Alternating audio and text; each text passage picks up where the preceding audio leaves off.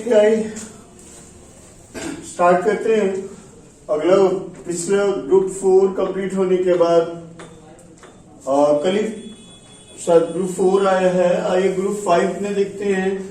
और मैं एक बार फिर से बता दूं, वर्ड इंप्रूवमेंट्स के बहुत सारे तरीके हैं। कल भी हमने बात की आपसे, लेकिन वर्ड्स के अंतर को समझना, फिर उसको अपने मीनिंग में लेना और फिर उसे अपने ख्यालों में लेना, फिर अपने सपनों में बुनिए, फिर कहानियां बनेगी और कहानी के बाद कुछ अच्छी सी किताबें बनेगी। शब्द वो महाशब्द, वो जाल है, वो महाजाल है लैंग्वेज का, जिस पर सब कुछ निर्भर करता है। ये सारे खेल शब्द का ही होता है, लेकिन शब्दों को इस तरह लिया जाता है as a mockery. I hope we people take the words. कोई ये कहते हैं, कोई ये कहते हैं, कोई वो कहता है। आप भी कहिए, आप भी सुनिए, सुनते रहिए, कहते रहिए, और इस बीच में अपनी सफर, अपनी यात्रा शब्दों की चलते रहे ताकि हम अपना शब्द जाल तैयार कर सकें। और ये शब्द जाल अंग्रेजी के हर एक जाल को किनारे करके एक नया नेटवर्क बनाता है, जो कि आपके लैंग्वेज को फाइनली इंप्रूवमेंट की ओर ले जाता है। आइए, आज 3 खूबसूरत वर्ड हैं आपके सामने। तीनों ही लिटरेचर की दुनिया का है, कोई सिंपल वर्ड्स है नहीं, लेकिन तीनों बहुत ज्यादा हमारे सामने आता है। सबसे पहले मैं लेता हूं, एक वर्ड है फेबल। सबसे पहले बता दें, तीनों शब्द अपने आप में एक निराले अंदाज में आता है और कभी भी आ सकता है, कहीं भी आ सकता है। आप चाहे या ना चाहे, आप ना बुलाए तो भी ये आपके पास आ जाएगा। तो ये एक एक करके तीनों का मतलब होता है कुछ न कुछ मॉरल वैल्यू देना, कुछ न कुछ मॉरल लेसन देना। अब यहाँ पर एक बात स्पष्ट है, फेबल जो है वो जानवरों के द्वारा कही जाती है। इसके अंत में एक मॉरल रहता है, जो कि साफ डेफिनेशन में साफ लिखा हुआ है। और मॉरल लेसन कैसे कहवाया जाता है, तो ये जानवर के थ्रू कहवाया जाता है। जैसे देखिए आपके सामने एक एग्जाम्पल है, the fable of the tortoise and hare. खरहे और कछुए की कहानी derives home the moral lesson. घर भेजता है एक लेसन को, क्या slow and steady wins the race. कुछ लोग विंस लिखते, कुछ लोग विन लिखते। ग्रामर आपस में लड़ रहा है, मेरे को फुर्सत नहीं है, मेरे को दम नहीं है लड़ने का, लेट अस गो अहेड। तो आपने देखा, और अगर आपने अभी भी नहीं समझा तो मैं आपको हिंदी में एक दूसरी कहानी सुनाता हूँ। एक बार की बात है, एक नदी किनारे, एक नदी के आमने सामने 2 गधे पार कर रहे थे। एक गधे के ऊपर कॉटन की गठरी थी, दूसरे पर नमक की गठरी थी। आमने सामने दोनों थे। नमक लदे गधे ने चालाकी की, डुबकी मारा पानी में, नमक का वजन कम हो गया, नमक पानी में घुल गया और वो फराट से पार हो गया पानी को। उसको पार करते देख, आसानी से पार करते देख, दूसरे गधे ने भी डुबकी मारी। उसके ऊपर लगा था रुई भारी हो गया, गधा डूब गया। ये कहानी एक मॉरल लेसन देती है कि भाई आंख बंद करके किसी की नकल नहीं करनी चाहिए।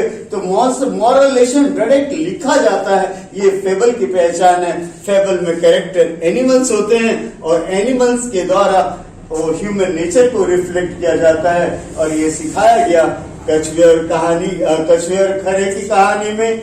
लेकिन कछुए और खरे की कहानी को आजकल के फैकल्टी तो ट्रिक्स की दुनिया में जोड़ करके बेवकूफ बना के बच्चों को बर्बाद कर देते।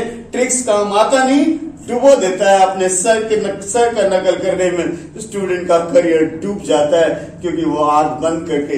ये भी एक फेबल हो सकता है अगर सर और स्टूडेंट दोनों जानवर होते। खैर यहाँ जानवर है नहीं, कहावत में man is a social animal. यहाँ तो दोनों लिविंग बींग्स कहलाते हैं। होमो सेपियंस के बारे में क्या कहा जा सकता। आइए, दूसरा वर्ड है एलेगरी और तीसरा वर्ड है पैराबल।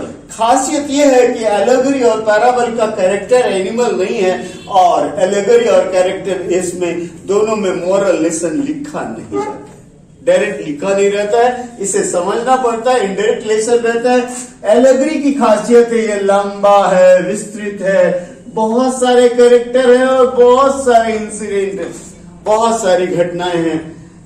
ये फिर से ये एक लय सुर ताल में राइम और रिद्म में चल रहा था। इसके अंदर अलग अलग चीजें हैं, लॉन्ग है, एलाबोरेट है, बहुत सारे कैरेक्टर हैं, बहुत सारे इंसिडेंट हैं। आइए कहानी, एक जो जीके में आप किताब का नाम रखते हैं डिवाइन कॉमेडी, आइए डिवाइन कॉमेडी के बारे में दो शब्द बात करें। इनके लेखक, इस महाकाव्य के लेखक का नाम दांते था, और दांते कौन है इससे दुनिया परिचित है। अगर आपने अभी तक दांते को नहीं जाना है तो दुर्भाग्य है। ये एलेगरी है इनकी जो आधारित है स्ट्रगल पर, जो कि सिटी स्टेट्स के बीच आपस में होता था, जिसका अभी नाम है इटली। इटली के प्रदेश आपस में लड़ते थे, उसी का चित्रांकन डिवाइन कॉमेडी में।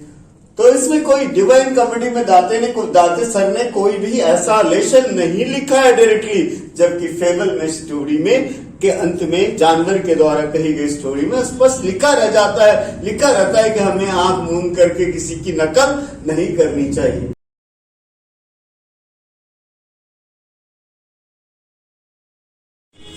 ब्रीफ टिपिकली ये दिखाता है एक मोरल परसेप्ट को किसी फैमिलियर सिचुएशन में, जो कि वो एब्स्ट्रैक्ट हो जाता है, एब्स्ट्रैक्ट सिचुएशन से वो बिल्कुल कंक्रीट और विविड हो जाता है। एक हमारे बीच की घटना होती है ना, ऐसा लगता है कि इस परिस्थिति में हम भी हो सकते हैं। जैसे the parable of the New Testaments, ये क्या करता है, इस मोरल प्रिंसिपल को ये ठोस और बिल्कुल क्लियर सचित्र बना देता है।